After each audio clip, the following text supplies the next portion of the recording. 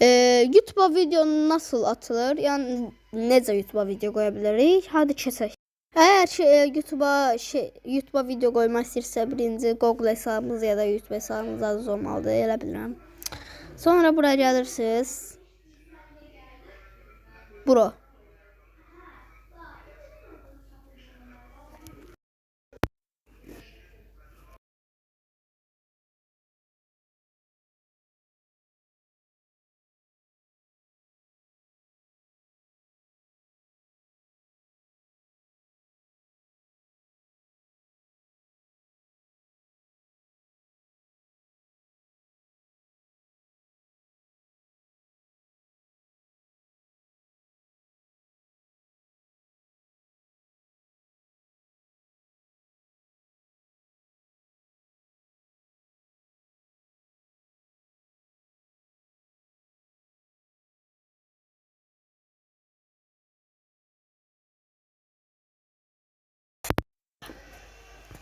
Gelirsiniz bura.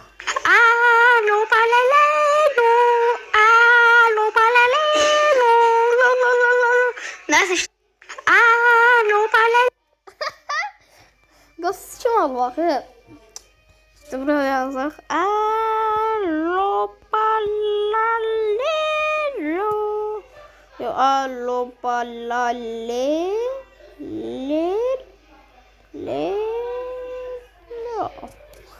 İşte diye şöyle böyle koyak buna böyle alo balalelo, alo balalelo. Ben ne de koyacağım ama YouTube'a. Yo bu video uşaqlar. Bu alo balalelo. Okey, giriş. İşte burada nasıl yazabilirsiniz? Ben alo balalelo yazacağım.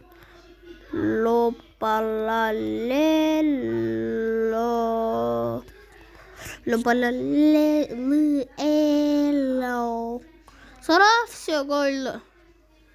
Abi buna necə getdi baxışlara qardaşım. Təzə qoymuşam deyəndə bilməm sana. Yardım uşaqlar Project kanalı mənim kanalımdır. İşte belə qoyursunuz. Uşaqlar bu arada Project kanalı yəni mənim kanalımdır. O da şey kanalımda.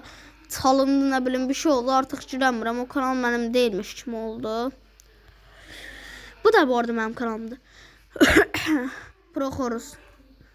75 abonem olub. Uşaqlar işte belə qoyulur da sağ olun uşaqlar belə qoyurlar.